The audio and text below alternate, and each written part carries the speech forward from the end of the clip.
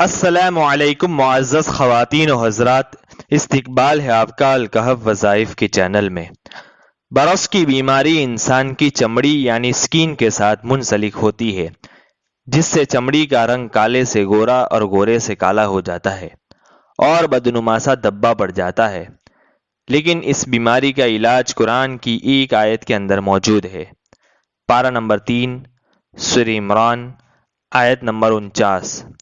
انی قد جئتکم بآیۃ من ربکم انی اخلق لکم من الطین کہیئۃ الطیر فانفخ فیہ فیکون طیرا بإذن اللہ وأبرئ الأکمہ والأبرص وأحیی الموتى بإذن اللہ وأنبئکم بما تأکلون وما تدخرون فی بیوتکم ان فی ذلک لآیۃ لکم ان کنتم مؤمنین۔